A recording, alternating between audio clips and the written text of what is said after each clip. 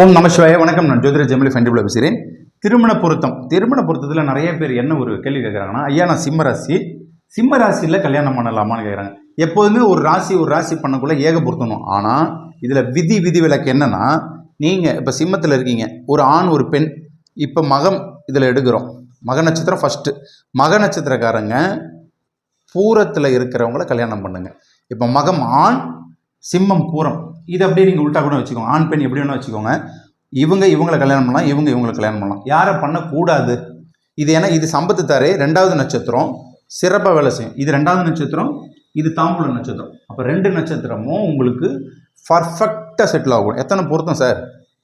10க்கு 7. மிச்ச பொருத்தம் உள்ளுக்குள்ளே போகும். ஸோ இது நீங்கள் இன்டெப்த்தாக பார்க்கக்குள்ள அதில் டீட்டெயில்ஸ் நம்ம சொல்லுவோம். இது மகம் பூரம் செட் ஆகக்கூடும். இப்போ யார் சார் செட் ஆகாது? மகத்துக்கு 3வது நட்சத்திரம் விபத்து தாரை என்னும் சொல்லக்கூடிய உத்திரம்.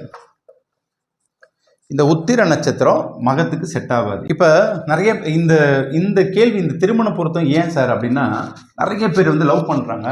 லவ் பண்ணிட்ட பிறகு உடனே கல்யாணம் பண்ணிக்கிறாங்க. கல்யாணம் பண்ண அடுத்த 3 மாதம் 1 மாதம் ஈவன் தோ 3 days அவங்க பார்த்தீங்கன்னா உடனடியாக வெளியே வந்துடுறாங்க. அதாவது விவாகரத்து, சண்டை, பிரச்சனை, பஞ்சாயத்து. இதுக்கு என்ன காரணம்? இப்போ இந்த நட்சத்திரங்களை நீங்கள் தெரிந்து வைத்துக்கொள்ள, மக நட்சத்திரத்தில் நீங்கள் பிறந்த உத்திரத்தில் உள்ளவங்களை கல்யாணம் பண்ணவங்கள விபத்து. அவங்களால இவங்களுக்கு சண்டை தான் வரும், பஞ்சாயத்து தான் வரும். எப்போதுமே பாருங்கள் எரிஞ்சு விழுந்துட்டே இருப்பாங்க, பிரச்சனைகள் வந்துக்கிட்டே இருக்கும், பூதாகரமாக இருக்கும். கிணறு தோண்ட பூதம் வந்த கதையாக தான் இவங்க லைஃப் இருக்கும். ஸோ மகம் உத்திரம் எப்போதுமே அங்கே செட் ஆகாது. இதே நீங்கள் பூரத்தில் பண்ணுங்கள், இவங்க ஆண்டாளாக எடுக்கிறோம், இவங்க அந்த ஆண்டாள் கோயிலில் உள்ள கோபுர கலசமாக எடுக்கிறோம். அப்போ ரெண்டு பேருக்குமே எப்படிங்க சூப்பராக செட் ஆகும். சரி, இப்போ இந்த பூர நட்சத்திரக்காரங்க யாரை பண்ணலாம்? பூரம் சென்டரில் இருக்கு இல்லையா, இவங்க 2 பேருமே பார்த்தீங்கன்னா மகத்தை திருமணம் பண்ணலாம். ஏன்னா இது அவங்களுக்கு கிட்டத்தட்ட தாம்பூல நட்சத்திரம்.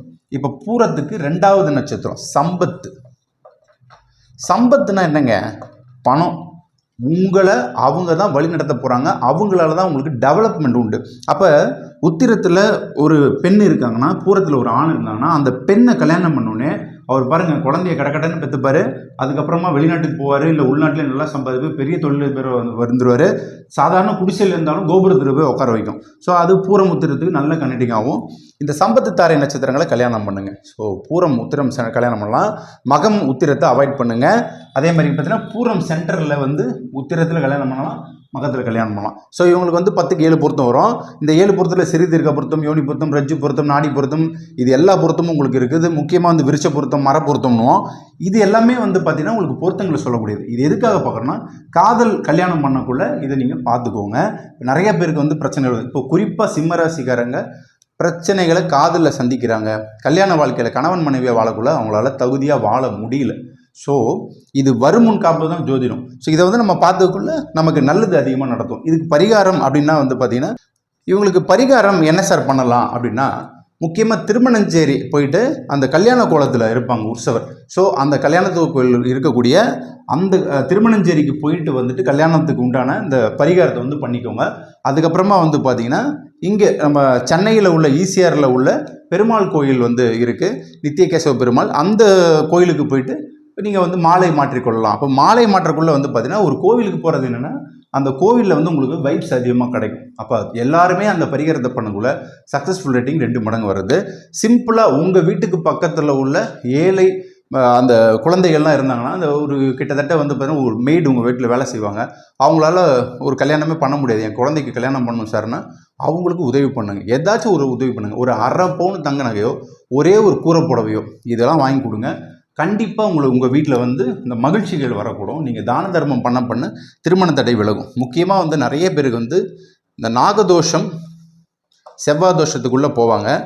இது 2த்துக்குமே நீங்கள் பரிகாரம்னாலே பார்த்தீங்கன்னா, குறிப்பாக முருகன் வழிபாடை நீங்கள் பண்ணாலே போதும். இப்போ கல்யாணம் ஒருத்தருக்கு நடக்கலை அப்படின்னா, முருகன், வள்ளி தெய்வயான் உள்ள முருக வழிபாடு எந்த அளவுக்கு பண்ணுறீங்களோ உங்கள் வீட்டில், முக்கியமாக திருத்தணி முருகன் வழித்துணைக்கு வருவான். இந்த திருத்தணி முருகனை வழிபாடு பண்ண ஏன்னா வள்ளி அங்கே மேரேஜ் பண்ணுறாரு. அங்கே அதே மாதிரி பார்த்தீங்கன்னா தெய்வ யானையை மேரேஜ் பண்ணுறது திருப்பரங்குன்றம். இந்த முருகன் ஸ்தலங்கள்லாம் போயிட்டு வர நிச்சயமாக இந்த சிம்மராசிக்காரங்க கல்யாணம் பண்ணுவீங்க. சிம்ம ராசிக்குள்ளே உள்ள சிம்ம ராசிக்காரங்க இந்த நட்சத்திரத்தை ஃபாலோ பண்ணுங்கள். நிச்சயமாக நன்றாக இருப்பீர்கள். எல்லாம் வல்ல இறைவன் எல்லாத்தையும் கொடுப்பார். நன்றி, வணக்கம்.